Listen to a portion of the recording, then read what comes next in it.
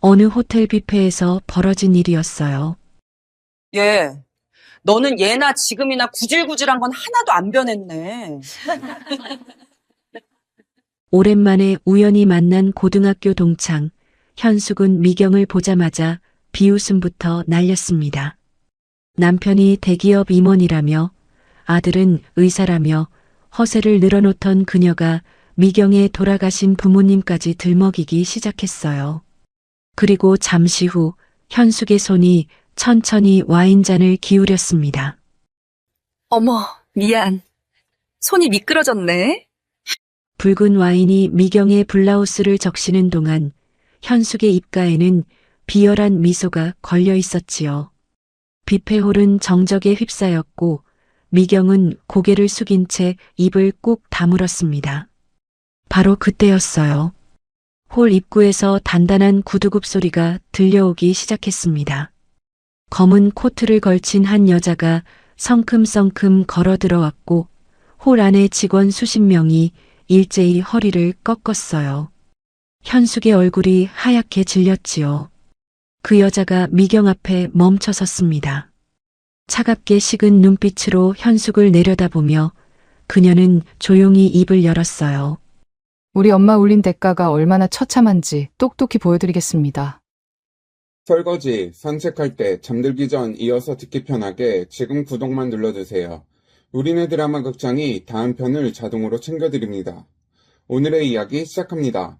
평일 오후 3시 도심 한복판의 해운호텔 앞에 마을버스 한 대가 멈춰 섰습니다.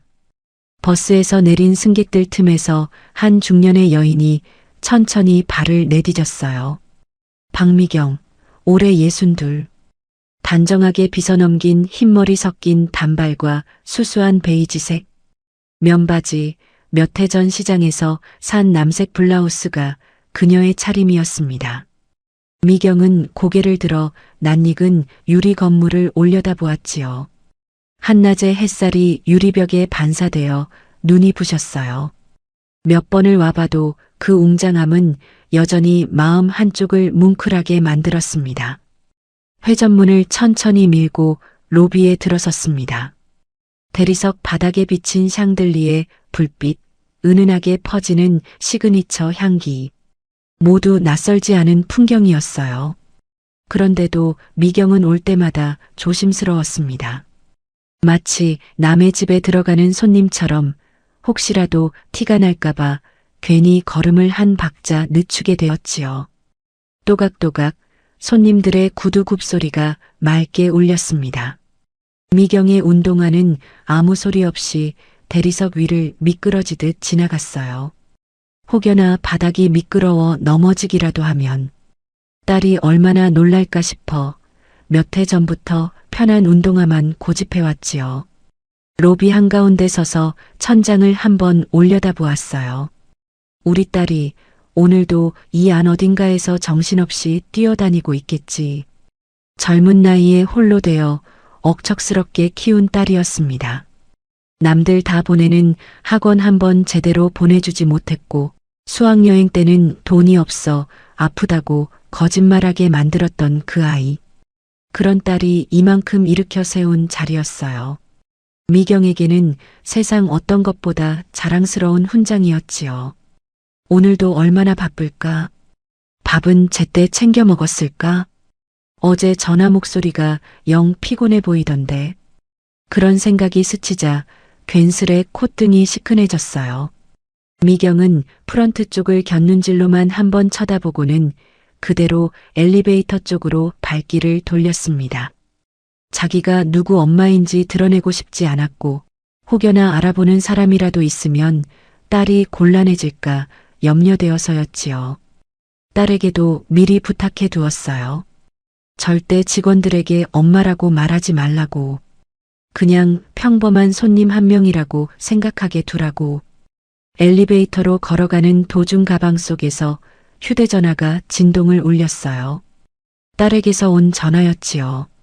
미경은 구석진 기둥 옆으로 자리를 옮긴 뒤 작은 목소리로 받았습니다. 응, 엄마 방금 들어왔어. 수화기 너머로 딸의 목소리가 반갑게 들려왔어요. 그런데 목소리 끝에 살짝 미안한 기색이 묻어 있었지요. 엄마, 미안해서 어떡하지? 내가 지금 회의가 길어져서 바로는 못 내려갈 것 같아. 엄마 먼저 뷔페 올라가서 식사하고 있어. 예약은 창가 자리로 해뒀어. 아, 그래. 괜찮아, 괜찮아. 금방 마무리하고 내려갈게. 1시간 정도 걸릴 것 같은데 엄마 천천히 먹고 있어. 알았어. 엄마 신경 쓰지 말고 너 할 일 먼저 해. 엄마는 천천히 먹고 있을게. 전화를 끊고 나니 살짝 아쉬움이 남았지요. 오늘은 오랜만에 딸 얼굴 한번 보려고 일부러 시간 맞춰온 길이었거든요. 그래도 미경은 이내 고개를 흔들어 털어냈어요. 바쁘다는데 어쩌겠어. 1시간쯤이야 금방이지. 밥 먹다 보면 올 텐데. 오히려 조금 설레기까지 했습니다. 식사하는 동안 딸이 내려오면 둘이 마주 앉아 후식이라도 같이 먹을 수 있을 테니까요. 엘리베이터가 3층에 멈추고 문이 열리자 은은한 클래식 음악이 미경을 맞이했습니다. 하얀 테이블보가 깔린 식탁들, 창가 쪽으로 한눈에 내려다 보이는 도심의 풍경. 이 자리 역시 낯설지 않았어요. 다만 오늘은 평일 오후라 그런지 홀 안이 유난히 조용했지요. 3층에서 내린 미경을 지배인으로 보이는 중년 남자가 정중하게 맞이했어요. 박미경 고객님이시죠? 창가 자리로 준비해 두었습니다. 이쪽으로 오시지요. 안내받은 자리는 가장 구석진 창가였습니다. 창밖으로 오후의 햇살이 길게 들이운 건물들이 보였지요. 미경은 의자에 앉으며 천천히 숨을 내쉬었어요. 테이블보 위에 깔린 하얀 식탁 위에는 작은 꽃병 하나만 놓여 있었습니다. 조용한 오후의 분위기가 미경의 마음을 가만히 가라앉혀 주었지요. 자리에 앉자마자 가방에서 휴대전화가 또 한 번 진동을 울렸어요. 방금 통화한 딸에게서 온 문자였습니다. 엄마 자리 괜찮아? 창가 자리로 해뒀는데 마음에 들어야 할 텐데. 주방장님한테 엄마 좋아할 만한 메뉴 부탁해뒀으니까 남기지 말고 꼭 드셔야 돼. 후식까지 기다렸다가 같이 먹자. 미경은 피식 웃음을 흘렸습니다. 아이고, 이 녀석. 매번 이렇게 신경을 쓰니. 조용히 중얼거리는 목소리에 웃음이 섞여 있었지요. 여러 번 와봤어도 매번 새로운 마음이 드는 건 어쩔 수 없었어요. 딸의 시간이 쌓여 만들어진 이곳이 올 때마다 미경의 가슴을 채웠으니까요. 창밖의 햇살이 미경의 얼굴에 부드럽게 내려앉았습니다. 그녀는 딸의 문자를 몇 번이고 다시 읽으며 세상에서 가장 따뜻한 점심을 맞이하고 있었어요. 통화의 여운이 가시기도 전이었습니다. 미경은 가벼운 마음으로 자리에서 일어나 음식이 진열된 코너 쪽으로 걸음을 옮겼어요. 평일 오후라 홀은 한산했고 은은한 클래식 음악만이 공기를 채우고 있었지요. 딸을 만나기 전에 따뜻한 국물 한 그릇 먼저 먹어두어야겠다. 그런 생각을 하며 미경은 접시를 들어 올렸습니다. 그 순간이었어요. 뷔페홀 입구 쪽에서 갑자기 소란스러운 웃음소리가 밀려 들어왔습니다. 깔깔거리는 중년 여성들의 목소리가 조용하던 홀의 공기를 단숨에 뒤흔들었지요. 5-6명 정도 되어 보이는 무리였어요. 값비싸 보이는 원피스와 번쩍이는 장신구, 짙은 화장으로 치장한 여인들이 저마다 큰 소리로 떠들며 안으로 들어서고 있었습니다. 그 선두에는 유독 눈에 띄는 여자가 있었어요. 손가락마다 반지가 끼워져 있었고 목에는 금빛 목걸이가 2겹으로 걸려 있었지요. 진한 자주색 원피스에 검은 털이 둘러진 숄까지 두른 그녀는 무리의 가장 앞에서 마치 군대를 이끄는 장수처럼 성큼성큼 걸어 들어왔습니다. 미경의 접시를 든 손이 공중에서 멈췄어요. 설마 심장이 철렁 내려앉는 기분이었지요. 미경은 본능적으로 고개를 돌려 외면하려 했지만 이미 늦었습니다. 무리의 선두에 선 여자 현숙의 눈이 정확히 미경을 향해 꽂히고 있었거든요. 현숙의 입꼬리가 천천히 올라갔어요. 그건 반가움의 미소가 아니었습니다. 먹잇감을 발견한 짐승이 입가를 핥듯 가느다랗게 올라가는 비열한 웃음이었지요. 어머나! 현숙의 목소리가 홀 전체에 울렸어요. 과장된 감탄사가 뒤따랐지요. 이게 누구야? 박미경 아니니? 동창들이 일제히 고개를 돌려 미경을 쳐다보았습니다. 조용히 음식을 고르던 다른 손님들의 시선까지 한꺼번에 쏠렸지요. 미경의 얼굴이 순식간에 뜨거워졌어요. 너 이런데 올 형편은 되니? 세상에 이게 몇 년 만이야. 현숙은 성큼성큼 다가와 미경 앞에 섰습니다. 그녀에게서 풍기는 진한 향수 냄새가 코를 찔렀어요. 익숙한 향이었지요. 수십 년 전에도 현숙은 꼭 이런 자극적인 향을 몸에 뿌리고 다녔거든요. 변한 것이 없었습니다. 미경은 접시를 천천히 내려놓았어요. 숨을 한번 고르고 나서야 겨우 목소리를 냈지요. 현수가 오랜만이다. 나 그냥 조용히 먹고 가려던 참이었어. 아유, 조용히는 무슨. 얘들아, 여기 좀 봐봐. 현숙은 뒤에 선 동창들을 향해 목소리를 높였습니다. 손짓까지 섞어가며 미경을 가리켰어요. 우리 고등학교 때 공주님이었던 미경이가 이젠 아주 수수한 할머니가 다 됐네. 세월 참 무섭다 얘. 동창들 사이에서 어색한 웃음소리가 새어나왔습니다. 누군가는 민망한 듯 시선을 떨어뜨렸고 누군가는 현숙의 말에 맞장구를 치려는 듯 입꼬리를 슬쩍 올렸지요. 아, 하필 여기서 저 애를 만나다니. 미경의 속이 타들어갔어요. 저 목소리, 저 눈빛. 수십 년이 지나도 변하지 않는 현숙의 악취미였지요. 참자, 미경아. 한 귀로 듣고 한 귀로 흘리면 돼. 곧 딸도 내려올 텐데 그 전에 저 애를 자극해서 소란 피우지 말자. 저 애가 쏟아내는 말은 다 가짜야. 미경은 천천히 몸을 돌려 자리로 돌아가려 했어요. 그런데 바로 그때 현숙의 손이 미경의 팔뚝을 붙잡았습니다. 차가운 반지의 감촉이 블라우스 소매 너머로 섬뜩하게 느껴졌지요. 어디를 가? 이왕 만난 거 앉아서 같이 먹어야지. 됐어, 현수가. 난 자리도 따로 있고. 뭐 어때? 우리 테이블로 와. 얘들아, 얼른 자리 하나 만들어라. 미경이도 끼워주자, 응? 현숙이 팔을 놓아주지 않았어요. 힘은 세지 않았지만 붙잡힌 손목이 마치 족쇄처럼 무겁게 느껴졌지요. 동창 중 한 명이 어색하게 웃으며 거들었습니다. 미경아, 얼굴 본 김에 같이 먹자. 우리도 진짜 오랜만이잖아. 주변 손님들의 수군거림이 점점 커졌어요. 조용한 뷔페홀에서 이 소란이 얼마나 튀어 보일지 미경은 잘 알고 있었습니다. 이대로 실랑이가 길어지면 더 눈에 띌 뿐이었지요. 더군다나 이곳은 딸의 일터나 마찬가지였어요. 괜한 일로 시끄러워졌다가는 딸에게까지 어떤 식으로 불똥이 튈지 모를 일이었습니다.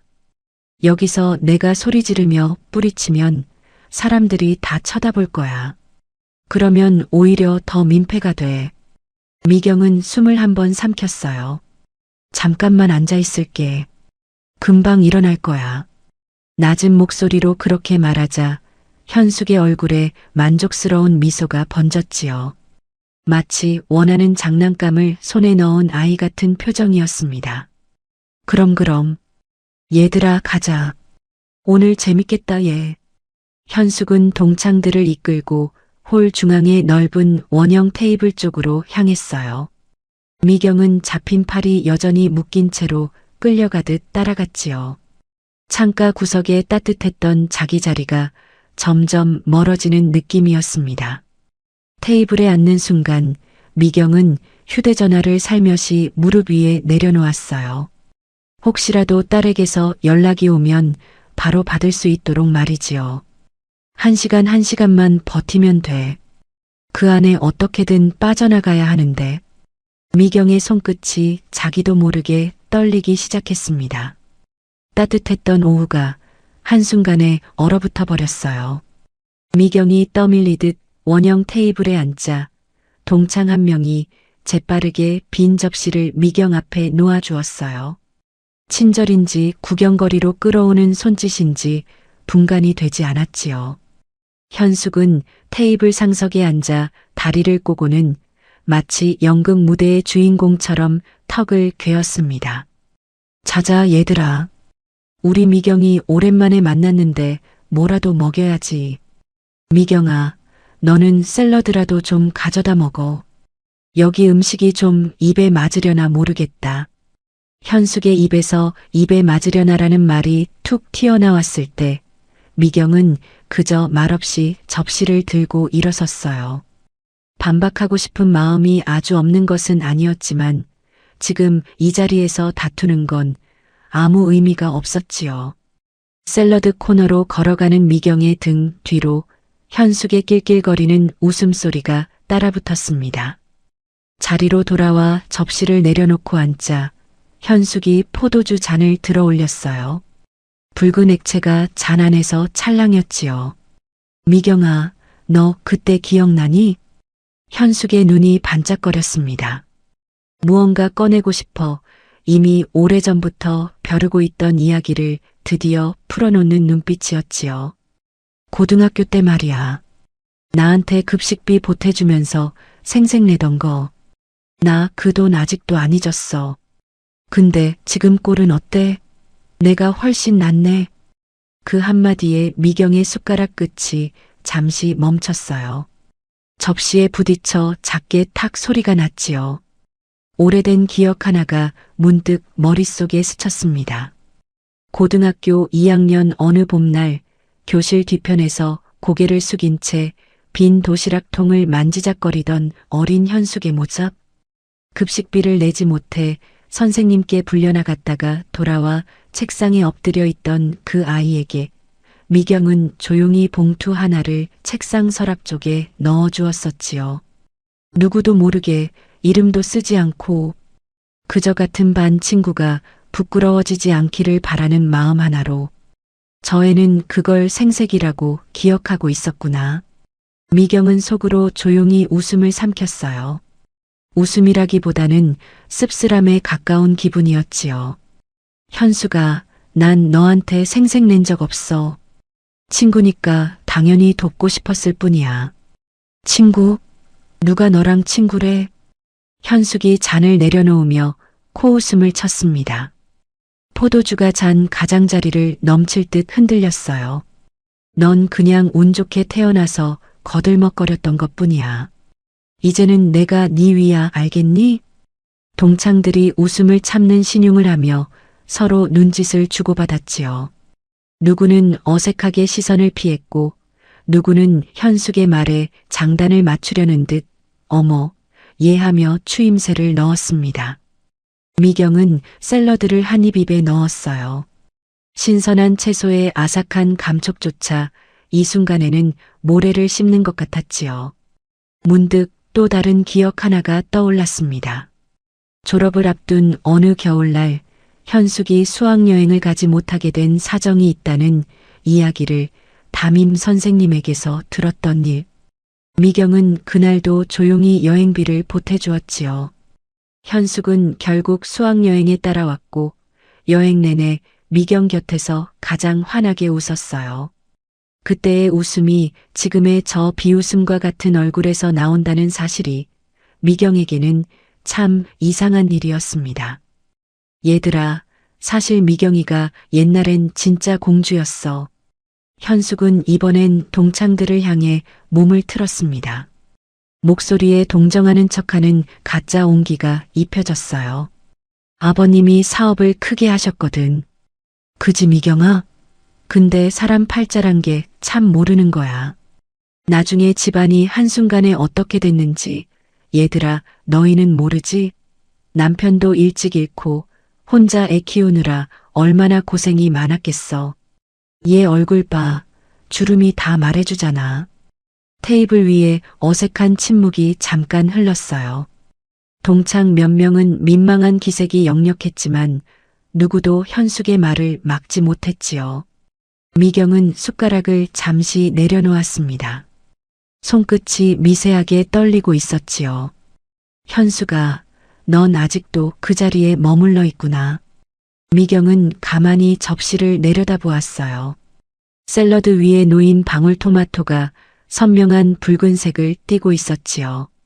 저 붉음이 마치 수십 년 전 현숙이 내밀었던 굳은 표정과 겹쳐 보였습니다.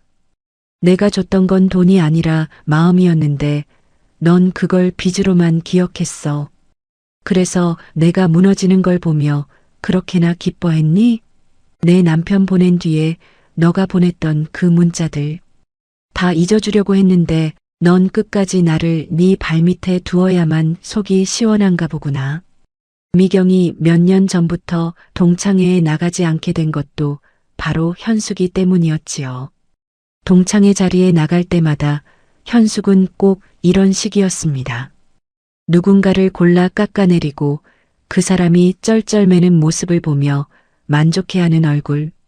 처음엔 그러려니 넘겼지만 시간이 지날수록 그런 자리에서 돌아오는 날이면 며칠씩 마음이 체한 것처럼 묵직했어요. 그래서 몇 해 전부터는 아예 연락도 받지 않았지요. 그런데 하필 오늘 이런 곳에서 마주치게 될 줄이야. 아, 참. 현숙이 갑자기 손뼉을 치며 화제를 돌렸어요. 우리 집 양반 얘기 안 했지? 얘들아, 우리 그이가 요즘 대기업 임원이야. 아주 그 회사에서 위에서 두 번째라니까. 동창들이 일제히 어머, 정말이야? 하며 호들갑을 떨기 시작했습니다. 현숙은 턱을 한껏 들어 올리며 흐뭇한 미소를 지었어요. 그러니까 이런 호텔 뷔페 정도는 뭐 별거 아니지. 한 달에도 몇 번은 오는걸. 지난주에도 우리 그이가 임원들 데리고 여기 와서 식사하고 갔어. 아유, 현숙이는 참 복도 많다. 누군가가 맞장구를 치자 현숙은 기다렸다는 듯 어깨를 으쓱였지요. 복은 무슨, 다 내가 잘 만난 거지. 내가 살림을 워낙 야무지게 해서 그이가 출세한 거야. 남자는 여자하기 나름이라는 말이 괜히 있는 게 아니야, 얘들아. 미경은 잠자코 그 말들을 흘려보냈어요. 대기업 임원이라는 말이 과연 얼마나 진실에 가까운지 그 말을 굳이 확인하고 싶은 마음도 없었습니다. 현숙의 말이 몇 알이 진짜고 몇 알이 허풍인지 오래 본 사람이라면 굳이 묻지 않아도 짐작이 가는 법이지요. 미경은 눈을 들어 현숙을 가만히 바라보았지요. 그 얼굴에서 무언가 익숙한 것이 보였어요. 고등학교 시절 급식비 봉투를 책상 서랍에서 발견하고도 고개를 들지 못했던 그 아이의 얼굴. 그 어린 날의 수치심이 아직도 저 눈빛 깊은 곳에 고여 있었지요. 그걸 가리기 위해 평생 저 애는 자기를 부풀려 왔던 모양이었습니다. 가여운 일이었어요. 정말로 가여운 일이었지요. 숟가락이 접시에 살짝 부딪히는 소리가 났습니다. 미경은 숨을 길게 한번 내쉬고 남은 샐러드를 다시 조금씩 입에 넣기 시작했어요. 시간이 흐르기만을 기다리며 현숙의 남편 자랑이 한참 이어지던 중 그녀가 갑자기 손뼉을 짝 소리나게 쳤어요. 동창들의 시선이 일제히 현숙에게로 쏠렸지요. 아, 맞다. 내가 오늘 너희들한테 꼭 보여주고 싶은 게 있었는데 깜빡할 뻔했네. 현숙은 자기 옆에 놓아둔 가방을 당겨오더니 천천히 지퍼를 열었어요. 마치 무대 위에서 비밀 상자를 여는 마술사처럼 동작 하나하나에 뜸을 들였습니다. 그러고는 안쪽 주머니에서 반짝이는 카드 한 장을 꺼내 테이블 한가운데 탁 내려놓았지요. 자, 이게 뭘까? 금빛이 유난히 도드라지는 카드였어요. 앞면에 박힌 문양이 식탁 위 조명을 받아 차갑게 번들거렸습니다. 동창들의 눈이 일제히 그 카드를 향했지요. 어머, 이거 무슨 카드야? 색깔이 예사롭지 않네. 현숙은 턱을 한껏 들고는 목소리에 자부심을 잔뜩 실어 대답했습니다. 얘들아, 우리 아들 승건이가 의사인 건 알지? 요즘 큰 병원에서 아주 잘 나잖아.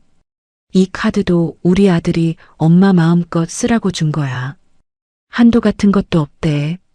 젊은 나이에 벌써 이런 카드를 엄마한테 청 내미는 효자가 어디 흔하겠니? 어머머, 의사 아들이 엄마한테 이런 카드까지 줬어? 현숙이 너는 진짜 팔자가 피었구나. 아유, 나도 그런 아들 하나 있었으면 좋겠다 얘. 동창들이 저마다 감탄사를 터뜨리며 현숙을 치켜 세웠지요.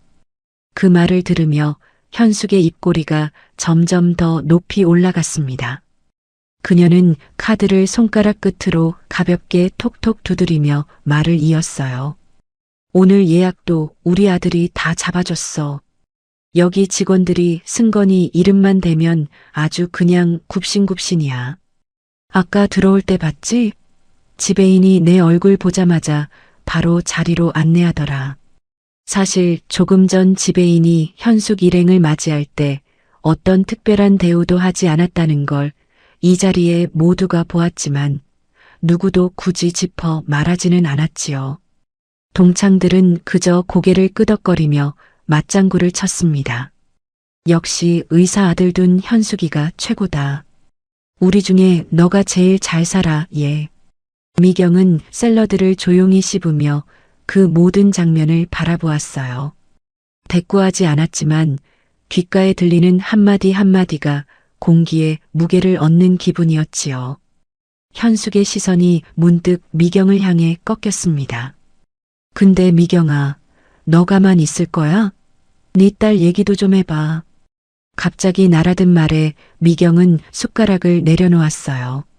자기 자리로 공이 넘어올 줄 예상은 했지만 막상 부딪히니 숨이 살짝 막혔지요. 네 딸은 요즘 어디서 뭐하니? 설마 이런 데서 서빙하고 있는 건 아니지? 현숙의 입가에 장난기 섞인 미소가 번졌습니다. 동창들이 또다시 숨죽여 웃기 시작했어요. 미경은 잠시 눈을 감았다 떴지요. 우리 딸 자기 앞가림 잘하고 성실하게 살아. 그거면 됐지 뭐. 최대한 짧게 그리고 담담하게 대답했어요. 이 자리에서 딸 이야기를 길게 꺼내고 싶지도 않았고 혹시라도 딸의 일과 연결되는 어떤 단서도 주고 싶지 않았거든요. 성실? 예, 요즘 세상에 성실 같은 소리 하네. 현숙이 깔깔 웃으며 포도주 잔을 들어 올렸습니다. 성실이라는 건 돈 못 버는 애들이나 하는 소리야.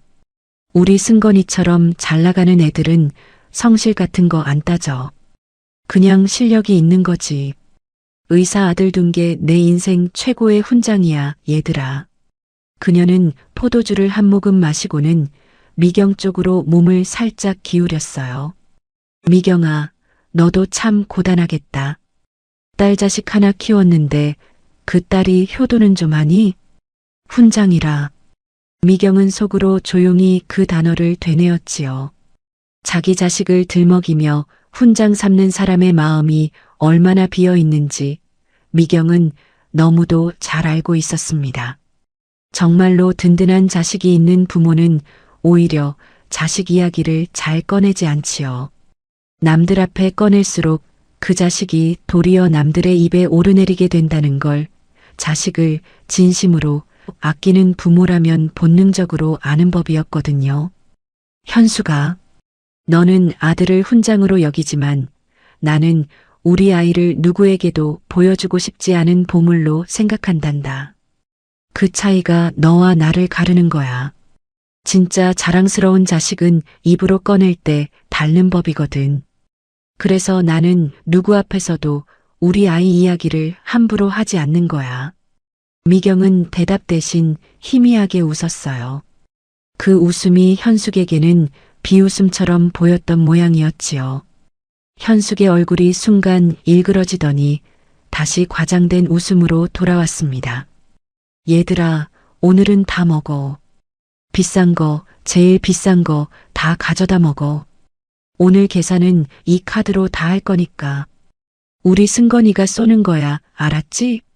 어머, 정말 고마워 얘. 현숙이 너가 최고야. 동창들의 웃음소리가 다시 커졌어요.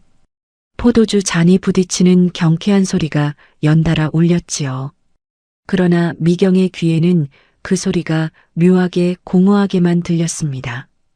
유리잔이 부딪히는 맑은 소리 뒤에 어딘가 빈통을 두드리는 듯한 메아리가 숨어 있는 것 같았지요. 테이블 한가운데 놓인 금빛 카드가 조명을 받아 차갑게 빛나고 있었어요. 현숙의 과시가 한 차례 잠잠해진 후 동창들이 음식을 더 가져오려고 자리에서 일어섰어요. 바로 그 순간 현숙이 몸을 미경 쪽으로 살짝 기울였습니다. 목소리의 결이 달라져 있었어요. 아까까지의 과장된 자랑 대신 은근하고 끈적한 어조였지요. 미경아, 근데 말이야. 너 아까부터 계속 딸 얘기 나오면 말을 아끼더라. 미경은 들고 있던 숟가락을 천천히 내려놓았습니다. 별 얘기할 게 없어서 그래. 얘는 딸이 뭐 하는지, 어디 다니는지 그 정도는 친구끼리 말해줄 수 있는 거 아니야? 그리고 너는 이런 비싼 호텔엔 무슨 일로 왔니? 너 혼자 점심 먹으러 오기엔 좀 과한 곳 아니야? 동창들의 시선이 다시 미경에게로 모였어요. 미경은 잠시 망설였지요. 대답을 피하자니 이 집요한 추궁이 계속될 것 같았고 자세히 말하자니 딸의 자리까지 드러낼 것 같아 조심스러웠습니다. 결국 미경은 짧게만 답했어요. 우리 딸 여기서 일해. 한마디였지만 현숙의 눈이 번쩍 빛났지요. 어머, 진짜? 네 딸이 이 호텔 직원이야? 어느 부서에서? 직급은? 자세한 건 말 안 할래. 그냥 일해. 미경은 대답을 최대한 줄였어요. 하지만 이미 현숙에게는 충분한 빌미가 주어진 셈이었지요. 그녀는 잠시 잔을 돌리더니 입꼬리를 천천히 끌어올렸습니다. 잘됐다 얘. 나 그럼 네 딸한테 부탁 하나 하려고 하는데 말이야. 무슨 부탁인데? 우리 승건이 병원 홍보물 좀 이 호텔 로비에 비치하게 해줘. 전단지 몇 장 놓는 게 뭐 어렵겠니? 네 딸이 여기 직원이라며? 말 한마디만 잘해주면 되는 거잖아. 미경의 숨이 순간 멎었습니다. 호텔 로비에 사설병원 홍보물을 비치해달라니. 이건 친구 사이의 부탁이 아니었어요. 무엇보다 그런 일은 직원 한 사람이 개인적으로 결정할 수 있는 사안이 아니었지요. 이런 요구가 딸을 얼마나 곤란하게 만들지 상식만으로도 짐작이 갔습니다. 현수가 그건 안 돼. 미경의 목소리는 낮았지만 단호했어요. 우리 딸이 혼자 결정할 수 있는 일이 아니야. 난 그런 부탁 안 한다. 한순간 현숙의 얼굴에서 웃음기가 사라졌지요. 입꼬리가 바닥으로 떨어졌습니다. 뭐? 너 지금 뭐라고 했어? 내 딸한테 그런 말 안 한다고. 친구 사이에 그 정도 부탁도 못 들어줘? 너 정말 끝까지 잘난 척이구나. 현숙의 목소리가 점점 커졌어요. 동창들이 접시를 들고 어색하게 자리로 돌아왔지만 아무도 앉을 엄두를 내지 못하고 엉거주춤 서 있었지요. 잘난 척이 아니라 도리야.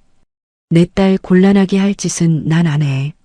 미경의 단호한 말투에 현숙의 얼굴 근육이 일그러지기 시작했어요. 자존심이 긁힌 얼굴이었지요.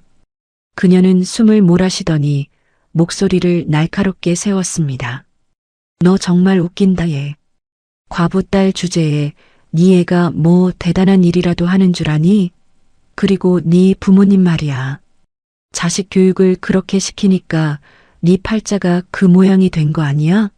먼저 간 네 남편도 그렇고 사람이 고생을 하는 데는 다 이유가 있는 법이야. 테이블 위에 공기가 얼어붙었지요. 동창들마저 얼굴빛이 창백해졌어요. 그건 넘지 말아야 할 선이었습니다. 돌아가신 부모를 끌어와 먼저 간 남편까지 들먹이는 건 사람이 사람에게 해서는 안 되는 말이었지요. 미경의 손끝이 떨렸어요.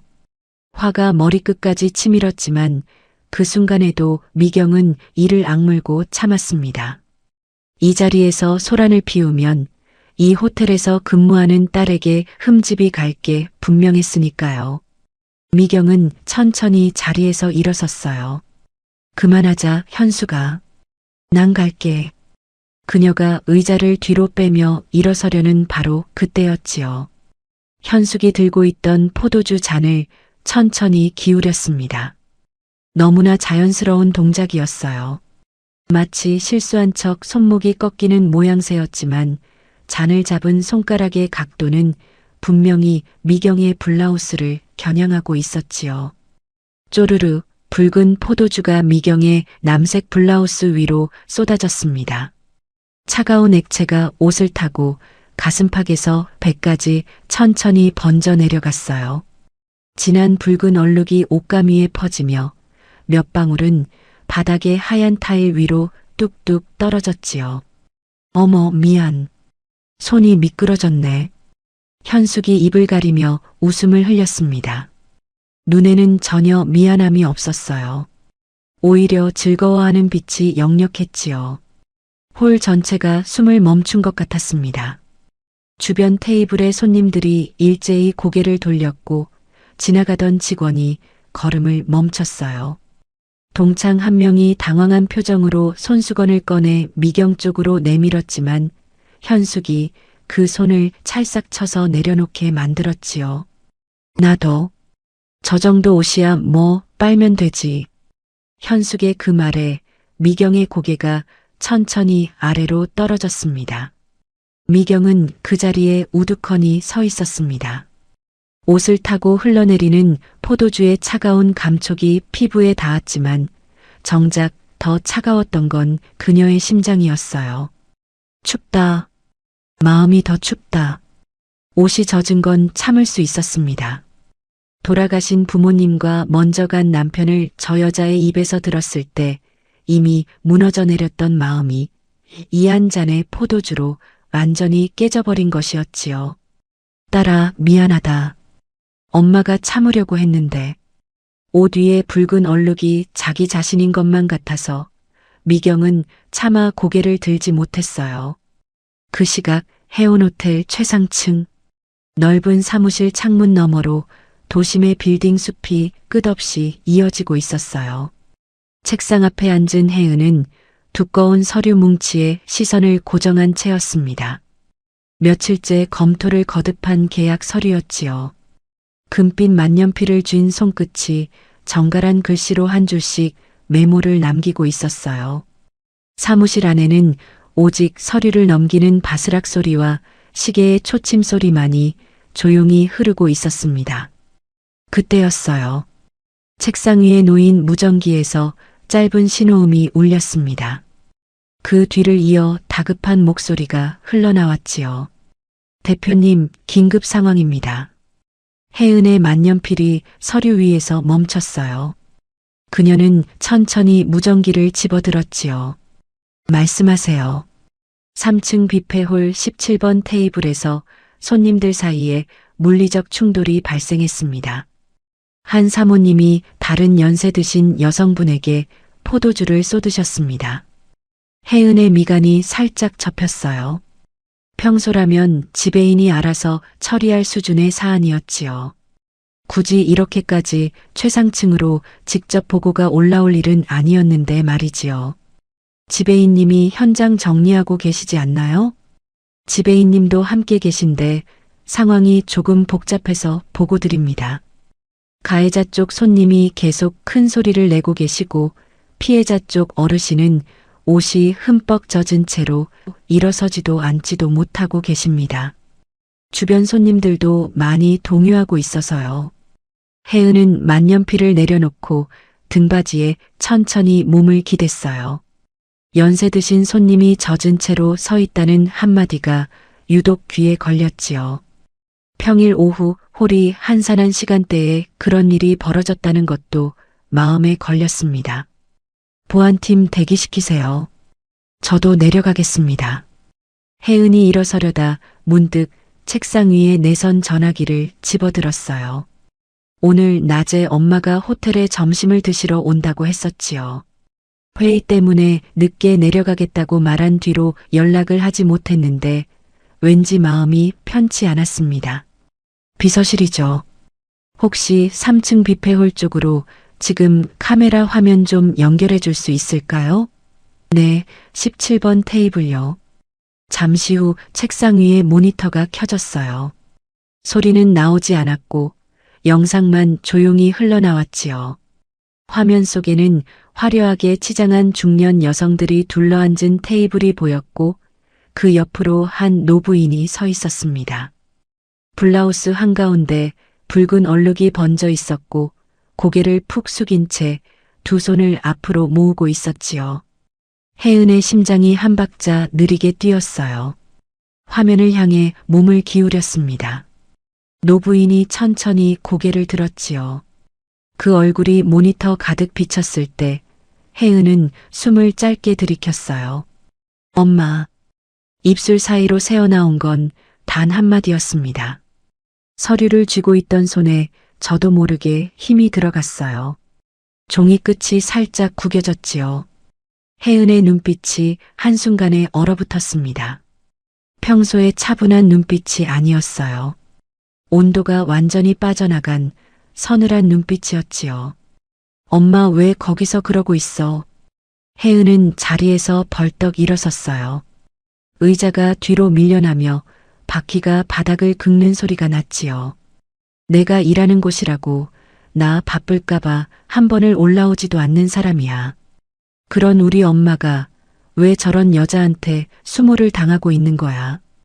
그녀는 옷걸이에 걸린 코트를 빠르게 집어들었습니다. 팔을 끼우며 무전기를 다시 눌렀어요. 지배인님, 피해자 손님 상태는요? 옷이 많이 젖으셨고 충격을 받으신 것 같습니다. 직접 말씀은 하지 않으시는데. 알겠습니다. 제가 지금 내려갑니다. 가해자 쪽 테이블은 제가 갈 때까지 그대로 두세요. 한 사람도 움직이지 못하게. 무전을 끄는 혜은의 목소리에는 한 점의 흔들림도 없었어요. 다만 그 목소리의 결이 평소보다 미세하게 낮았지요. 방 안에 있던 비서가 그 변화를 즉각 알아채고 뒤따라 나섰습니다. 대표님, 결제 시스템 담당자에게도 연결해 둘까요? 혜은이 문고리에 손을 얹다가 멈췄어요. 잠깐의 침묵 후 그녀가 짧게 답했지요. 네. 17번 테이블 예약 내역, 결제 이력까지 모두 확인해서 제가 내려가는 동안 정리해 두라고 해주세요. 조금이라도 이상한 점이 있으면 즉시 보고하고요. 알겠습니다. 혜은이 엘리베이터로 향하는 복도를 걸었습니다. 구두굽이 대리석 바닥에 부딪히는 소리가 평소보다 날카롭게 울렸지요. 따라 걷는 비서가 한 걸음 뒤에서 조심스럽게 보폭을 맞추었어요. 엘리베이터 문이 닫히고 숫자판의 불빛이 빠르게 내려가기 시작했습니다. 32, 31, 30. 하나씩 줄어드는 그 숫자를 바라보는 혜은의 눈이 깊게 가라앉아 있었어요. 가슴 안쪽에서 두 가지 감정이 엉켜들었지요.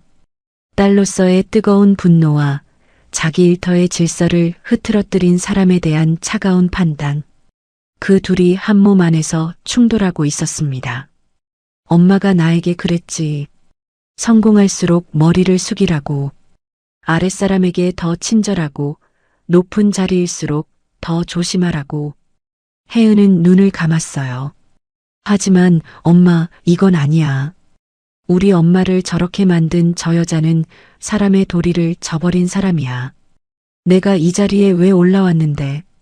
우리 엄마 같은 사람이 누구한테도 함부로 당하지 않는 그런 세상을 만들고 싶어서 버텨온 건데 우리 엄마가 내 코앞에서 이런 꼴을 당하게 할 수는 없어. 그녀의 옆에 선 비서가 태블릿을 내밀었어요.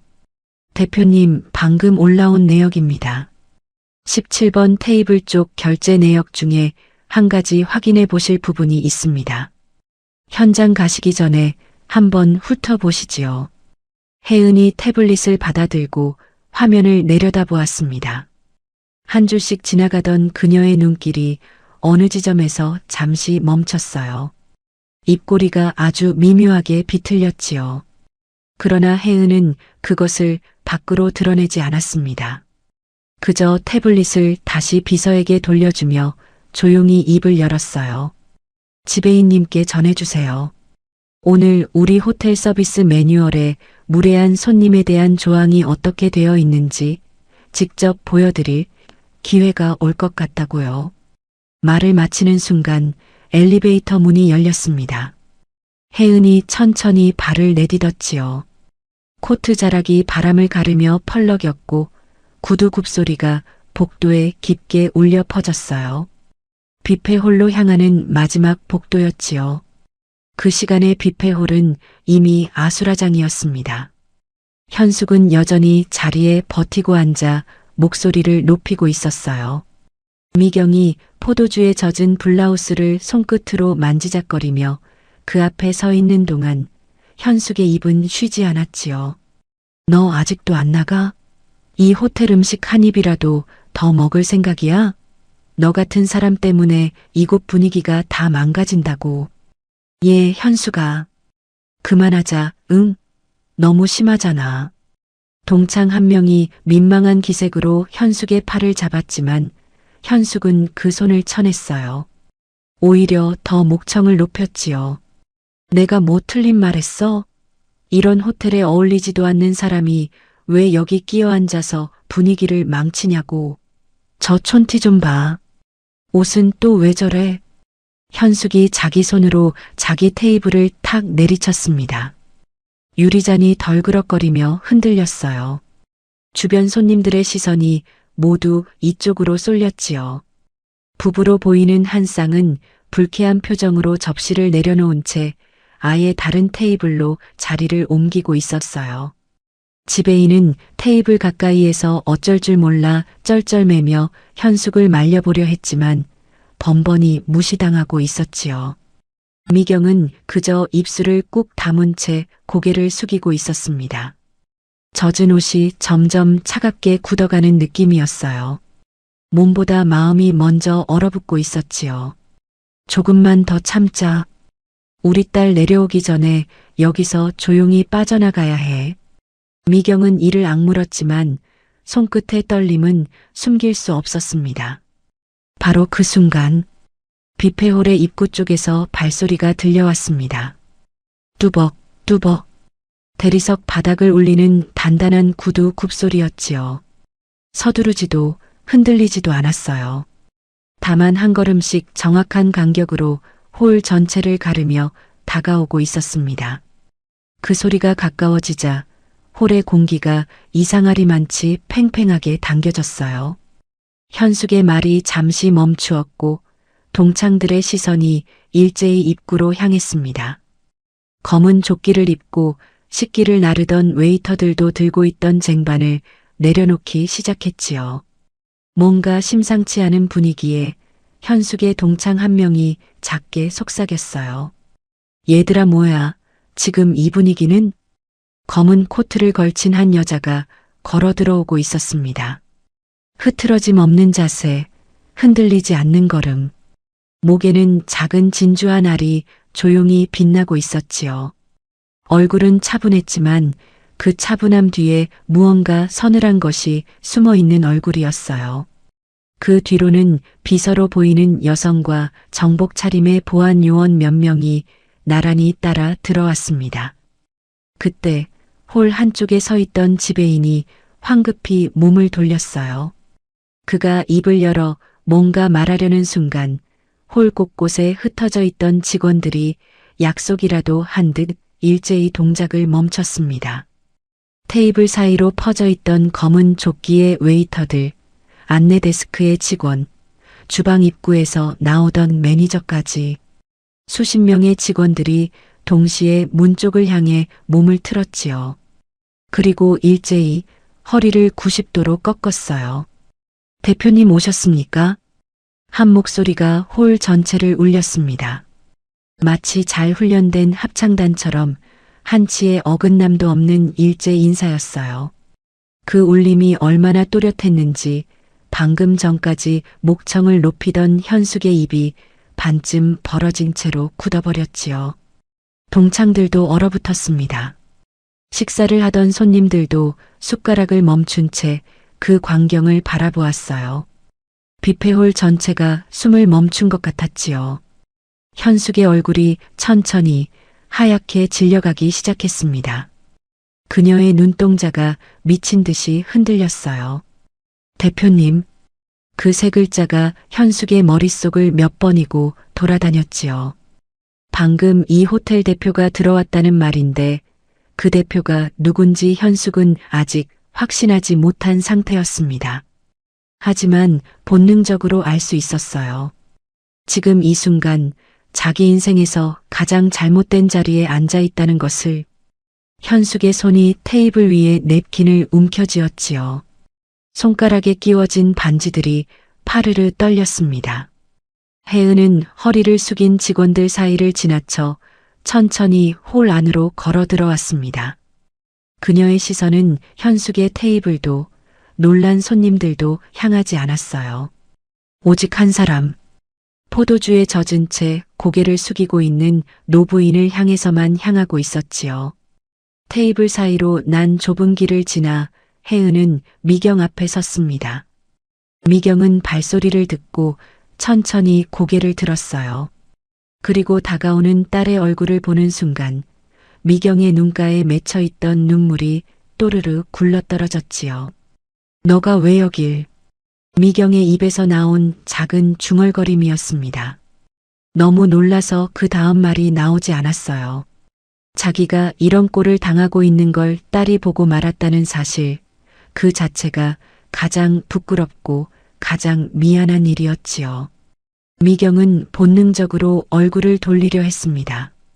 하지만 혜은은 아무 말 없이 성큼 다가와 자기가 걸치고 있던 긴 코트를 벗었어요. 부드럽고 묵직한 감촉의 검은 코트였지요. 그녀는 그 코트를 엄마의 어깨 위에 천천히 덮어주었습니다. 포도주에 젖은 블라우스가 그 안으로 숨겨졌어요. 젖은 옷이 보이지 않도록, 차가운 몸이 따뜻해지도록. 딸은 엄마의 어깨를 감싼 그 코트의 깃을 조심스럽게 여며주었지요. 코트에서 은은한 향이 번져나왔습니다. 미경이 오래도록 익숙하게 맡아온, 그러나 이 자리에서 맡게 되리라고는 생각지 못했던 딸의 향이었어요. 엄마, 늦어서 미안해. 혜은의 목소리는 낮고 다정했지요. 그 목소리가 현숙의 귀에도 그대로 꽂혔습니다. 엄마. 그 두 글자가 확인되는 순간 현숙의 입에서 헛웃음 같은 소리가 새어나왔어요. 어머. 어머머. 혜은은 엄마의 떨리는 손을 두 손으로 감싸쥐었지요. 그 손은 며칠 전에도 딸의 집에 갈 김치를 담그느라 메워진 손이었어요. 수십 년 전 가난했던 시절 딸에게 공부시키려고 밤새 남의 집 빨래를 했던 그 손이기도 했습니다.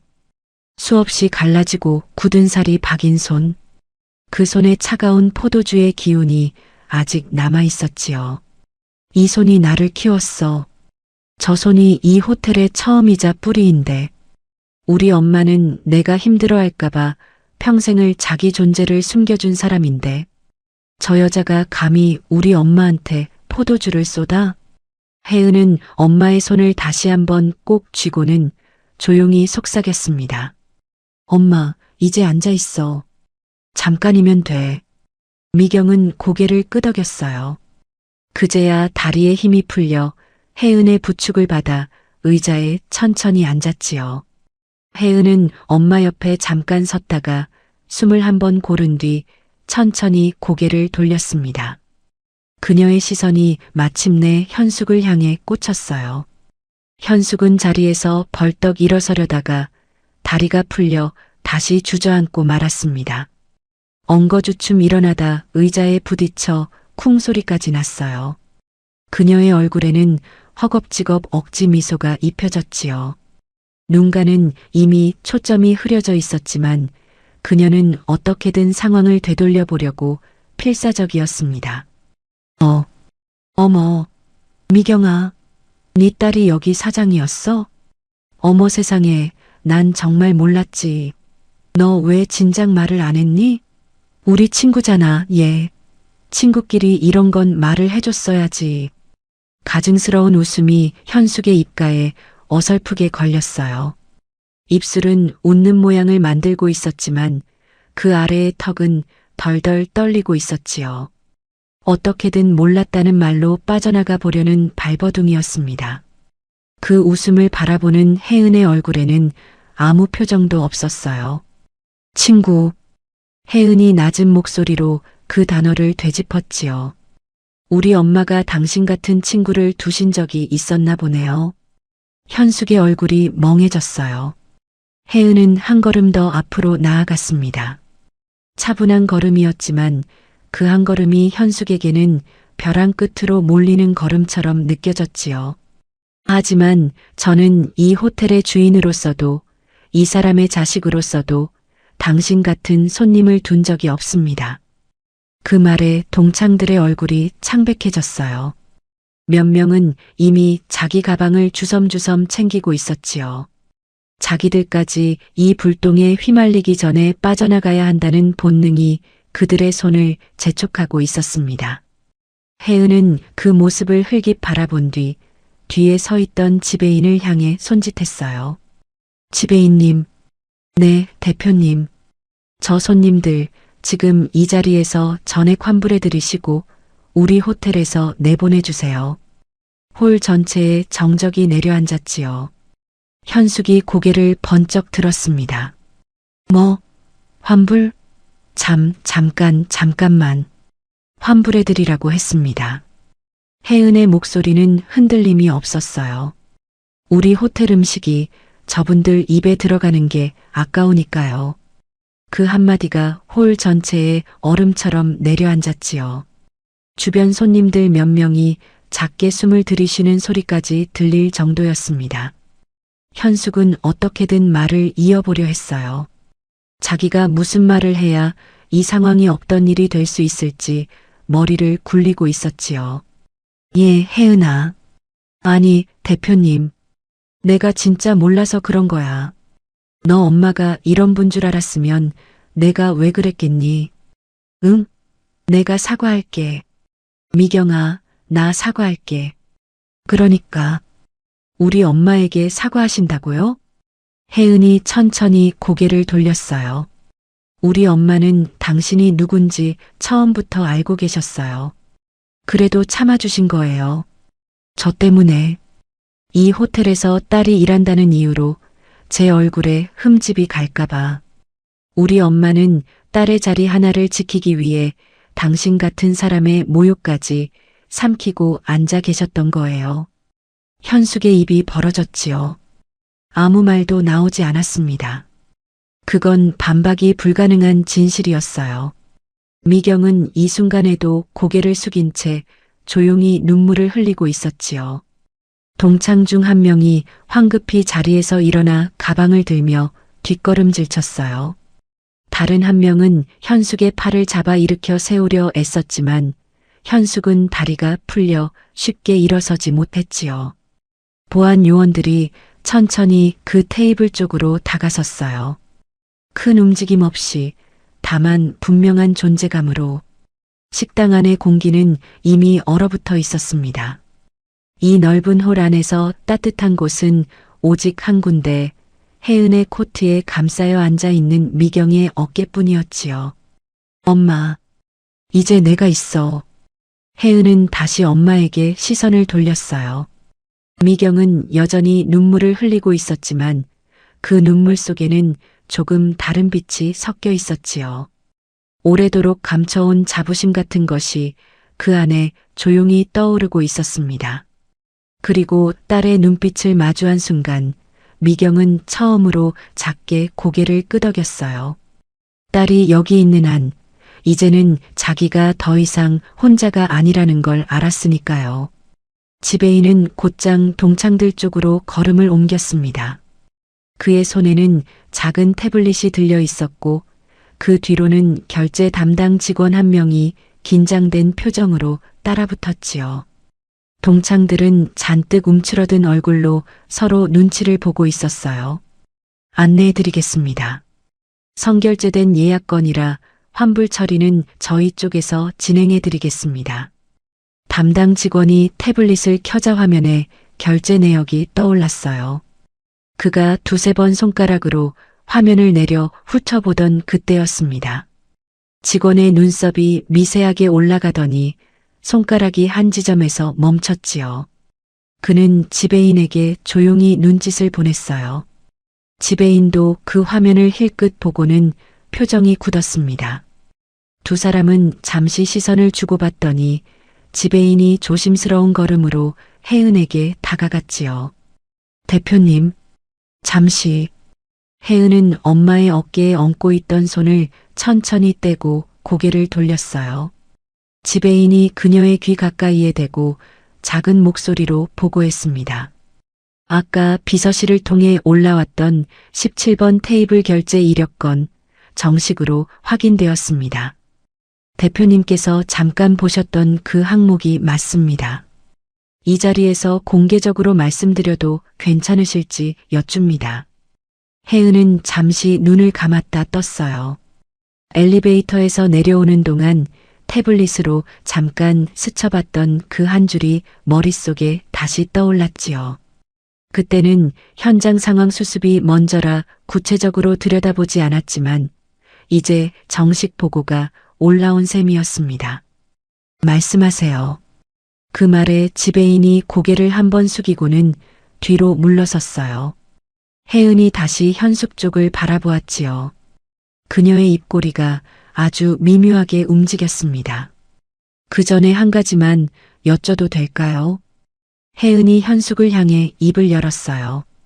저는 방금 위에서 CCTV 영상으로 상황을 잠깐 봤을 뿐입니다. 영상은 소리가 나오지 않지요. 그래서 정확히 무슨 일이 있었는지 직접 확인해야 할 것 같은데. 그녀가 고개를 돌려 옆 테이블에서 이 광경을 지켜보던 동창들을 쳐다보았습니다. 그중 한 명, 아까 현숙의 팔을 잡아 말리려 했던 여자에게 시선이 꽂혔지요. 선생님, 죄송한데 제 어머니께 어떤 말들이 오갔는지 아시는 대로만 말씀해 주시겠습니까? 그 여자는 순간 망설였어요. 현숙 쪽을 한번 쳐다보았다가 혜은의 눈빛을 보고는 이내 고개를 떨구었지요. 잠시 후 그녀가 조심스럽게 입을 열었습니다. 그게 포도주만 쏟은 게 아니라 현숙이가 미경이 부모님이랑 먼저 가신 남편 얘기까지 꺼냈어요. 자식 교육을 그렇게 시켜서 팔자가 이 모양이다. 뭐 그런 말까지. 저희도 말리긴 했는데 워낙. 그녀의 목소리가 점점 작아졌어요. 그 말이 끝나는 순간 혜은의 얼굴에서 표정이 완전히 사라졌습니다. 들고 있던 한 손이 저도 모르게 주먹으로 쥐어졌지요. 손톱이 손바닥을 파고드는 감각이 희미하게 느껴졌지만 그녀는 그 통증조차 밖으로 드러내지 않았어요. 엄마 부모님과 아빠까지. 혜은의 속이 뜨겁게 끓어올랐지요. 돌아가신 외할아버지, 외할머니, 그리고 자기가 10살이 되기도 전에 세상을 떠나버린 아빠. 엄마에게 그 세 사람의 이름은 평생 가슴에 품고 사는 이름이었어요. 엄마는 누가 그 이름들을 함부로 입에 올릴 때마다 며칠 밤을 잠 못 들어 하셨지요. 그런 엄마를 앞에 두고 저 여자가 그 이름들을 자식 교육 운운하며 짓밟았다는 말이었습니다. 옆에 앉아있던 미경이 딸의 손을 다급히 잡았어요. 딸이 지금 무슨 생각을 하고 있는지 엄마는 본능적으로 알 수 있었거든요. 혜은아, 엄마 괜찮아. 그만하자. 아니, 엄마. 혜은은 조용히 엄마의 손등을 토닥였어요. 그 손길은 부드러웠지만 목소리에는 서리가 내려 있었지요. 그만할 수가 없어졌어. 그녀가 다시 현숙 쪽으로 고개를 돌렸습니다. 그리고 방금 뒤로 물러섰던 결제 담당 직원에게 손짓했어요. 방금 보고하셨던 결제 내역, 여기서 소리내어 읽어주세요. 직원이 잠시 당황한 표정을 지었지만 이내 자세를 고쳐섰지요. 그는 태블릿을 들어 올리고는 또렷한 목소리로 내역을 읽기 시작했습니다. 17번 테이블, 예약자명 이현숙, 예약 인원 6명, 결제 방식은 당일이 아닌 사전 선결제, 결제자 성함은 박승건, 결제 시 적용된 할인은 직원 가족 할인 20%입니다. 그 한마디가 끝나자마자 홀 안에 기묘한 정적이 감돌았어요. 현숙의 얼굴에서 마지막 한 방울의 핏기까지 빠져나갔지요. 무슨 소리야? 내가 낸 거야. 내 카드로 낸 거라고. 현숙이 허둥지둥 일어서며 목소리를 높였습니다. 하지만 그녀의 두 다리가 후들거리고 있었지요. 우리 아들이 의사야. 의사라고. 결제에 뭐가 문제가 있을 리가 없잖아. 내가 낼 때 분명히 내 이름으로 냈는데. 그럴 리가요.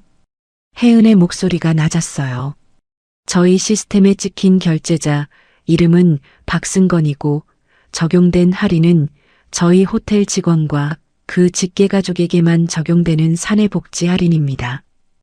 이건 외부인이 임의로 받을 수 있는 할인이 아닙니다. 박승건이라고요? 동창들 중 한 명이 천천히 눈을 깜빡였어요. 그녀는 옆에 선 다른 동창에게 떨리는 목소리로 물었지요. 예. 박승건이면 현숙이 아들 이름이잖아. 맞아. 승건이. 그게 아들 이름 맞아. 그런데 왜 승건이 이름으로 결제가 돼 있어? 의사 아들이 왜 여기 호텔 직원 할인을 받아? 그것도 가족 할인이잖아. 직계 가족한테만 준다잖니. 순식간에 동창들 사이에 웅성거림이 퍼졌습니다. 몇 초 전까지만 해도 어색한 눈치를 보던 그들의 얼굴에 하나둘 다른 빛이 떠오르기 시작했어요.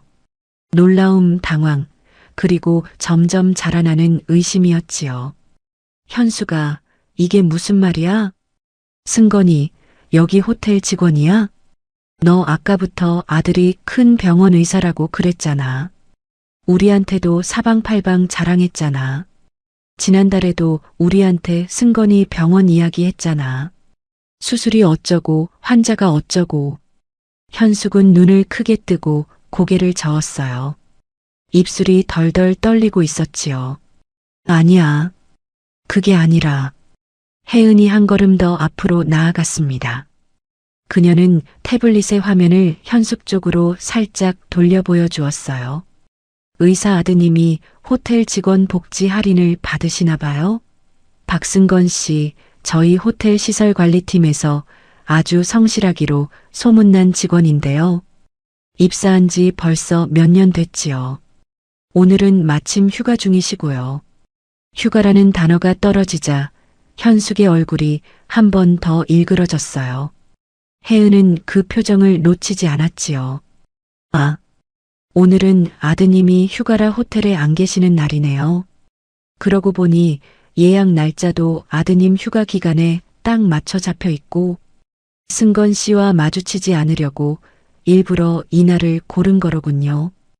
혜은은 속으로 조용히 그 말을 삼켰습니다. 입 밖으로 꺼내지는 않았지요. 꺼내지 않아도 자리에 앉아있는 동창들이 그 사실을 이미 짐작하기 시작했거든요. 아니야, 다 아니야. 승건이가 그냥 잠깐 여기서 아르바이트 하는 거야. 그래, 아르바이트. 의사일 쉬는 날에 엄마 용돈이라도 벌려고 잠깐 뛰는 거라고. 현숙의 마지막 발악이었어요. 하지만 그 말을 듣는 순간 동창들의 얼굴에 떠올라 있던 의심은 완전한 확신으로 바뀌었지요. 의사가 호텔 시설관리팀에서 아르바이트를 뛴다는 말을 곧이곧대로 믿는 사람은 그 자리에 아무도 없었습니다. 너 진짜 너무한다, 현수가.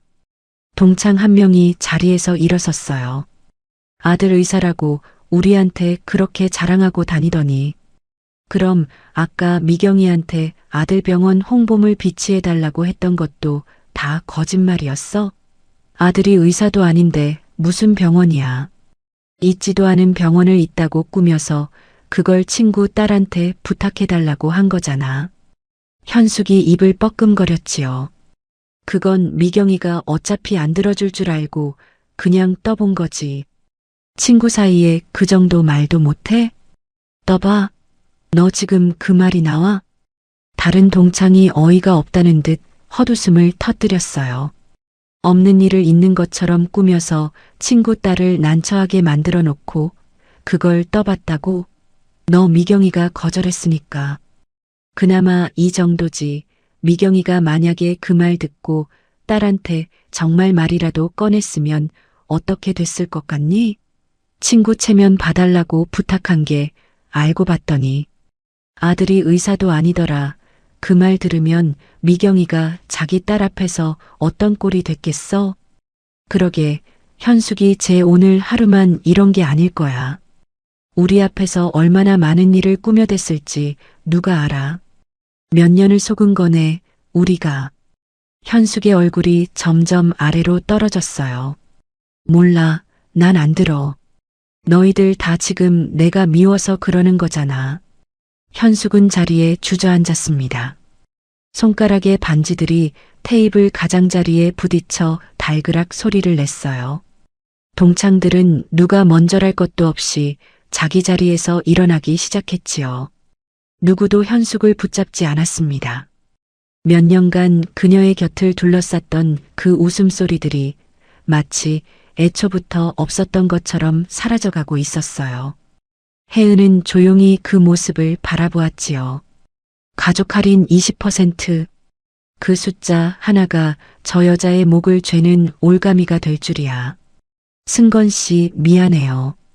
당신은 정말 좋은 직원이었는데 당신 어머니의 허영심이 당신의 성실함까지 먹칠을 하게 만들었네요. 그 시각 홀 한쪽 구석에 서 있던 결제 담당 직원은 조용히 자기 휴대전화를 꺼내 들었어요. 아까 시스템에서 박승건이라는 이름을 확인했을 때부터 그의 가슴이 무겁게 내려앉아 있었지요. 승건은 같은 호텔에서 몇 년을 함께 일해온 동료였어요. 점심시간이면 같이 밥을 먹었고 새해엔 떡국을 나눠 먹던 사이였지요. 그 성실한 동료가 지금 이 순간 자기 어머니 때문에 얼마나 큰 수모를 당하게 될지 직원은 감히 상상조차 하기 싫었습니다. 그는 짧은 문자 한 통을 써내려갔어요. 승건 씨, 지금 호텔 근처에 있어요? 어머님께서 3층 뷔페에 와 계시는데 상황이 좋지 않아요. 가능하면 빨리 한번 들러주세요. 길게 설명 못 드려서 미안해요. 전송 버튼을 누른 직원은 휴대전화를 다시 주머니에 넣었지요. 이건 보고도 아니고 명령도 아니었어요. 동료로서, 친구로서 보내는 짧은 귀띔이었습니다. 이 연락을 받은 승건이 어떻게 움직일지는 오롯이 그의 판단에 달린 일이었지요. 홀 저편에서는 동창들이 하나둘 짐을 챙겨 출구 쪽으로 걸음을 옮기고 있었고 주저앉은 현숙 혼자만이 그 자리에 남아 있었어요. 그녀의 손가락에서 반지 하나가 스르르 바닥으로 떨어져 대리석 위를 한 바퀴 구르다가 멈췄습니다. 문자를 보낸 직원의 손이 미세하게 떨리고 있었어요. 그는 휴대전화 화면에서 시선을 떼지 못한 채 이 짧은 연락이 같은 동료에게 얼마나 큰 충격으로 닿을지 걱정하고 있었지요. 그 순간 홀의 입구 쪽에서 급하게 문이 열리는 소리가 났습니다. 누군가가 뛰어들어오고 있었어요. 평상복 차림이었지요. 짙은 청바지에 회색 점퍼, 그리고 손에는 작은 종이 쇼핑백이 들려 있었습니다. 오늘 휴가 마지막 날에 호텔에 들러 개인 사물함에서 챙겨 나오던 물건을 그대로 들고 있는 모양이었어요. 이마에는 땀방울이 맺혀 있었고 숨은 거칠게 헐떡이고 있었지요. 그가 뷔페홀에 들어서는 순간 방금 짐을 챙겨 나가려던 동창들이 일제히 그를 쳐다보았습니다. 박승건, 36. 이 호텔 시설 관리팀에서 몇 해를 묵묵히 일해온 성실한 청년이었어요. 그는 홀 안의 풍경을 한번 쓸어보았지요. 포도주 얼룩이 남은 테이블, 그 주변에 서 있는 지배인과 직원들, 그리고 검은 코트를 걸친 대표와 그 옆에 앉은 노부인. 마지막으로 그의 시선이 닿은 곳은 바닥에 주저앉아 고개를 떨군 한 여자였습니다. 어머니였어요. 승건의 얼굴에서 핏기가 빠져나갔지요. 그는 잠시 그 자리에 얼어붙었다가 천천히 어머니 쪽으로 걸음을 옮겼습니다. 그의 발이 한 걸음씩 내디뎌질 때마다 그 작업복 자락에서 옅은 기름때 냄새가 났어요. 평생 정직하게 일해온 한 사람의 땀 냄새였지요. 그 냄새가 이 화려한 홀 안에서 기묘한 괴리감을 자아냈습니다. 방금 전 휴게실에서 짧은 문자를 받은 순간부터 승건의 심장은 무섭게 뛰고 있었어요. 같은 팀 동료가 보내준 그 몇 줄짜리 메시지. 길게 쓸 시간이 없다는 듯 담백하게 적힌 그 짧은 글이 승건에게는 10년짜리 영화처럼 길게 느껴졌지요. 사물함에서 꺼내던 물건들을 그대로 두고 그는 뛰었습니다.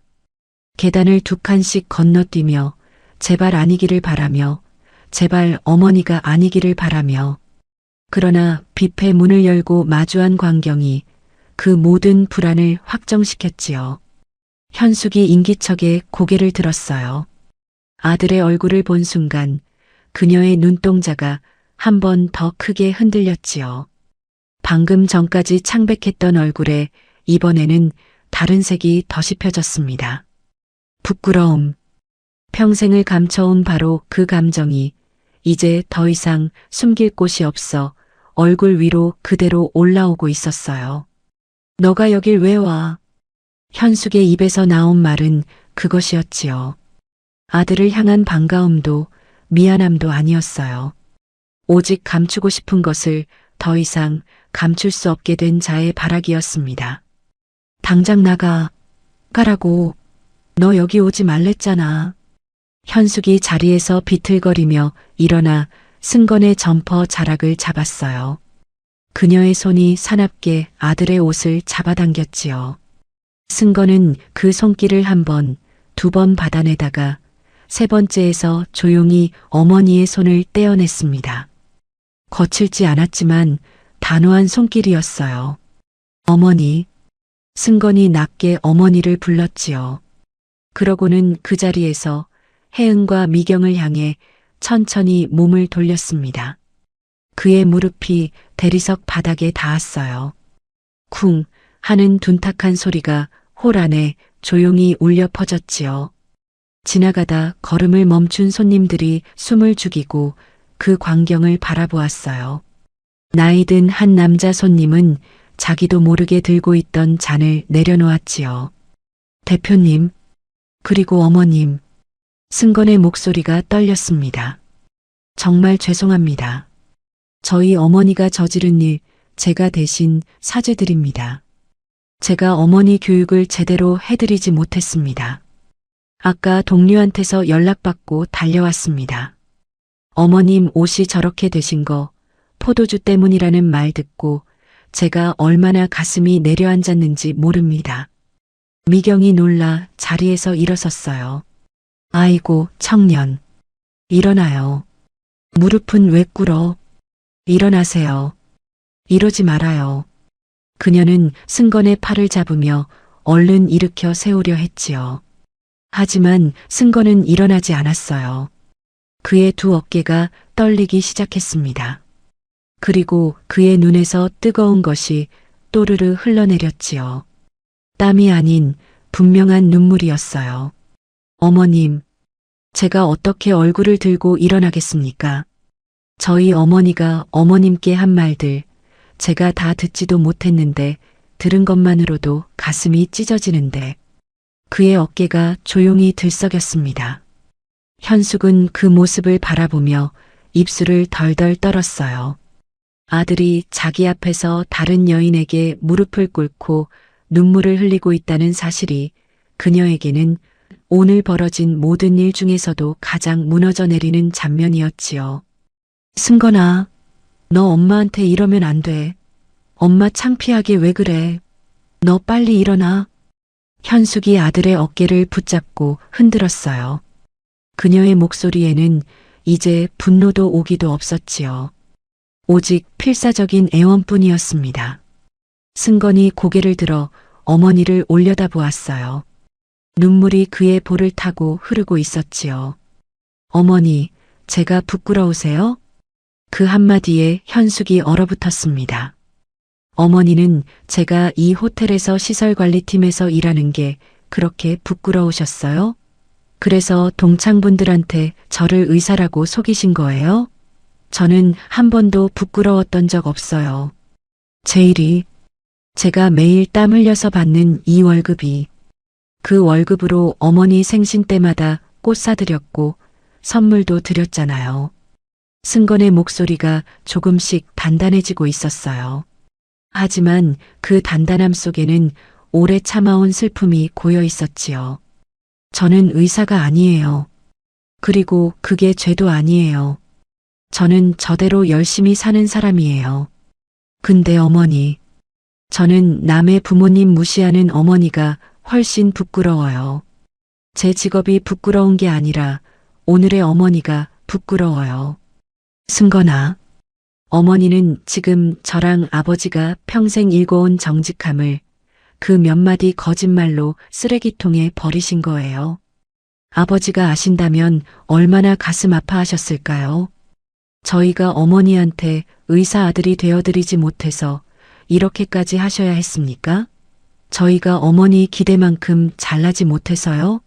저는 어머니가 제 엄마인 게 자랑스러웠는데 어머니는 제가 아들인 게 그렇게 부끄러우셨어요? 마지막 물음이 현숙의 가슴에 깊게 박혔어요. 그녀의 입이 벌어졌지만 거기서는 아무 말도 나오지 않았지요. 할 수 있는 변명이 없었습니다. 아들이 던진 그 질문 앞에서 그녀가 평생 쌓아 올린 허세의 탑이 밑바닥부터 부서져 내리고 있었어요. 방금까지 자기를 둘러쌌던 동창들이 이제는 손에 가방을 든 채 출구 쪽으로 등을 돌리고 있었습니다. 그들은 이 광경을 더 이상 보고 싶어 하지 않았어요. 한 명이 작게 중얼거렸지요. 가자. 더 있을 이유가 없다. 그러게. 내가 저런 애랑 몇 년을 어울렸다니. 거짓말쟁이한테 얼마나 속은 거야, 우리가. 그 한마디 한마디가 현숙의 귀에 그대로 꽂혔어요. 몇 년간 그녀가 사들이려 애썼던 관계들이 그 거짓말 위에 세웠던 위태로운 성이 지금 한 번에 무너져 내리고 있었지요. 마지막 동창이 현숙을 한번 차갑게 쳐다본 뒤 출구 쪽으로 발길을 돌렸습니다. 문이 닫히는 소리가 홀 안에 낮게 울렸어요. 현숙은 홀로 남겨졌지요. 승건이 천천히 일어섰습니다. 그는 혜은을 향해 정중하게 고개를 숙였어요. 대표님, 오늘 일로 제가 여기서 더 일할 자격이 없어졌습니다. 책임지고 사직서 내겠습니다. 어머니 모시고 나가서 다신 이런 일 없도록 하겠습니다. 저 때문에 대표님 어머님께 이런 일이 생겼습니다. 청년 잠깐만요. 옆에서 듣고 있던 미경이 그의 손을 잡았지요. 포도주에 젖었던 그 손이 승건의 손을 따뜻하게 감쌌어요. 사직서 같은 거 넣어둬요. 청년이 무슨 죄예요? 부모 마음이 못난 거지 자식이 못난 거 아니에요. 우리 딸이 사람 보는 눈이 있는 애인데 자네 같은 사람 놓치겠어요? 어머니 일은 내가 용서할 테니까 자네는 자네 인생을 살아요. 승건이 고개를 들어 미경을 바라보았어요. 그의 눈에서 다시 한번 뜨거운 것이 차올랐지요. 몇 분 전까지 자기 어머니에게 그토록 모욕당했던 여인이 그 어머니의 아들인 자기를 감싸주고 있었습니다. 그 손의 따뜻함이 그가 평생 잊지 못할 온기가 되어 그의 손바닥에 스며들었어요. 어머님, 저는 말 안 해도 돼요. 아무 말 안 해도 돼. 미경은 조용히 그의 손을 2번 두드려 주었지요. 청년 어머니가 나한테 한 말보다 청년이 지금 나한테 해준 그 사과가 훨씬 더 무거워. 엄마 대신 무릎 꿇어주는 자식이 어디 흔한 줄 아나? 그건 청년이 참 잘 자랐다는 뜻이에요. 그러니까 스스로 깎아내리지 말아요. 자네 어머니가 부모 노릇을 제대로 못한 거지. 자네가 자식 노릇을 못한 게 아니니까.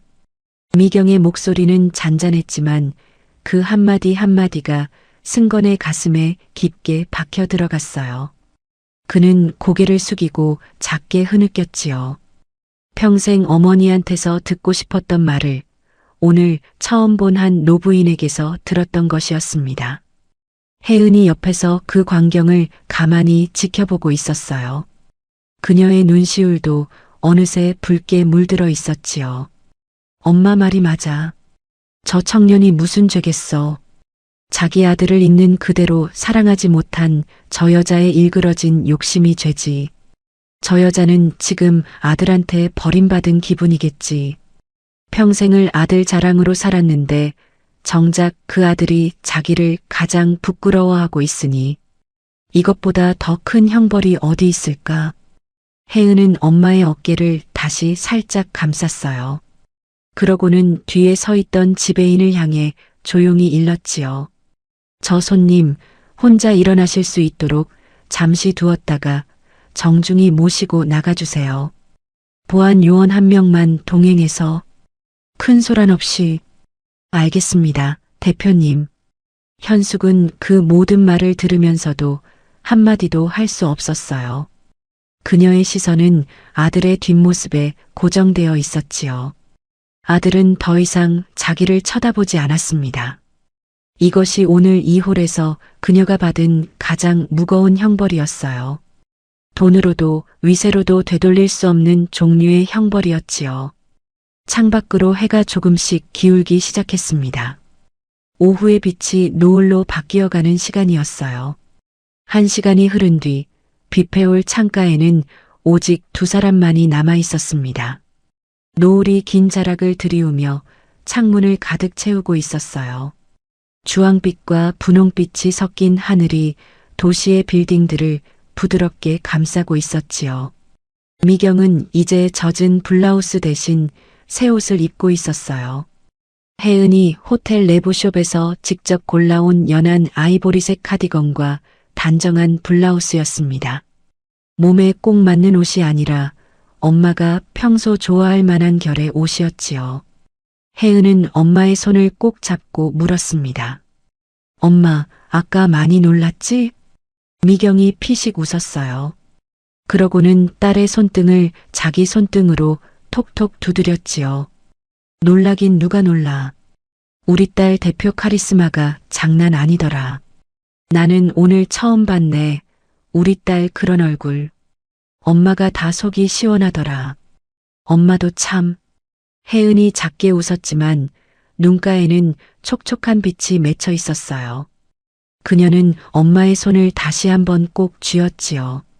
엄마, 왜 그동안 나한테 아무 말도 안 한 거야? 그 사람이 동창회에서 엄마 괴롭히는 거 오래됐다며. 왜 말 한마디 안 했어? 미경은 천천히 고개를 저었습니다. 자식 앞길에 돌멩이 치워주진 못할 망정. 내가 짐이 되면 안 되잖아. 엄마 때문에 딸이 신경 써야 할 일이 하나 더 생기는 건 엄마가 제일 싫어하는 일이야. 그리고 말이야. 미경의 목소리가 조금 낮아졌어요. 딸이 이런 호텔 대표라고 동네방네 소문 나봐라. 오늘 같은 사람이 한둘이겠어? 공짜로 재워달라, 싸게 해달라, 친척 결혼식 장소 잡아달라. 그런 부탁이 얼마나 쏟아질까. 엄마는 내 딸이 그런 일로 마음 쓰게 하고 싶지 않았어. 내가 그냥 평범한 할머니로 있는 게 우리 딸한테는 제일 편한 거더라고. 혜은의 눈시울이 더 붉어졌어요. 그녀는 아무 말도 못한 채 엄마의 손을 자기 뺨으로 가져갔습니다. 그 손에 거친 굳은 살이 딸의 얼굴에 닿았지요. 엄마가 내 인생의 가장 큰 디딤돌이야. 혜은의 목소리가 떨렸어요. 엄마가 평생 자기 이름 감추고 살아줬으니까 내가 여기까지 온 거야. 엄마가 내 짐이 될까봐 그렇게 조심하는 동안 나는 엄마 덕에 날개 달고 날았던 거고. 그런 말 마라. 엄마가 뭘 했다고. 미경은 눈가를 훔쳤지요. 그때 주방 쪽에서 직원 한 명이 쟁반을 조심스럽게 들고 다가왔습니다. 쟁반 위에는 뷔페 음식이 아닌 정갈하게 차려진 한식 한 상이 놓여 있었어요. 김이 모락모락 오르는 된장찌개, 노릇하게 구운 생선, 나물 3가지, 그리고 갓 지은 흰쌀밥. 주방장이 특별히 준비해준 상이었지요. 어머, 이게 다 뭐야? 미경이 눈을 동그랗게 떴어요. 혜은이 조용히 웃었지요. 엄마 좋아하는 된장찌개. 나물도 엄마 입맛에 맞게 심심하게 해달라고 부탁했어. 된장찌개의 구수한 향이 창가에 번졌습니다. 노을빛에 김이 반짝이며 피어올랐어요. 미경은 숟가락을 들었다가 한참을 바라보기만 했지요. 그러고는 조용히 한술 떠 입에 넣었습니다. 아, 참 달다. 오늘 밥이 참 달아. 엄마, 다음부턴 참지 마. 내가 엄마 지키려고 이만큼 온 거니까. 엄마가 누구한테든 함부로 당하는 거 이제 다시는 안 볼 거야. 혜은의 목소리에 힘이 실려 있었어요. 미경은 고개를 끄덕이며 딸의 얼굴을 오래 바라보았지요. 아름다운 우리 딸. 고맙다. 이 호텔 주인은 내가 아니야, 엄마. 엄마야. 엄마가 나를 이렇게 키워줬으니까. 두 사람은 말없이 창밖을 바라보았습니다. 노을이 하늘 끝까지 퍼져 있었어요. 도시의 빌딩들이 그 빛 속에서 조용히 잠들어가는 듯 했지요. 노을이 참 예쁘다. 우리 엄마 웃는 모습 보니까 이제야 숨이 좀 쉬어지네.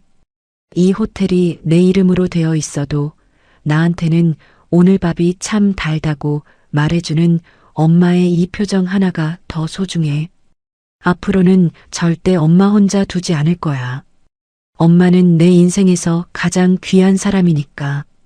미경의 손이 딸의 손 위에 가만히 얹어졌지요. 그 손등의 따뜻한 온기가 혜은의 손바닥으로 천천히 스며들었습니다. 창밖의 노을이 두 사람의 얼굴을 부드럽게 물들이고 있었어요. 가장 비싼 밥도 가장 화려한 자리도 아니었지만 이 한 상이야말로 모녀가 평생 간직할 가장 따뜻한 밥상이었지요. 이번 이야기는 여기까지입니다. 어떠셨나요? 허영심으로 친구까지 짓밟았던 현숙, 그리고 그런 어머니 밑에서도 정직하게 땀 흘리며 자란 아들 승건. 두 사람을 보면서 이런 생각이 들었어요. 부모는 자식의 거울이다. 어릴 때부터 참 많이 들어온 말인데요. 그런데 꼭 그런 것만은 아닌가 봐요. 어떤 자식은 부모의 일그러진 모습을 그대로 닮아 살아가지만 또 어떤 자식은 오히려 그 모습을 보면서 반대로 다짐하며 크기도 하더라고요. 승건 씨처럼 말이에요.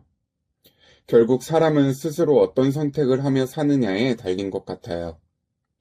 오늘도 정직하게 살아가시는 여러분께 따뜻한 응원 보내드리면서 이야기 마무리하겠습니다. 오늘 이야기가 마음에 남으셨다면 구독과 알림으로 다음 만남을 예약해 두세요. 우리네 드라마 극장이 다시 찾아갑니다. 그리고 오늘 이야기를 듣고 느낀 감정과 생각을 댓글로 소통해 주세요.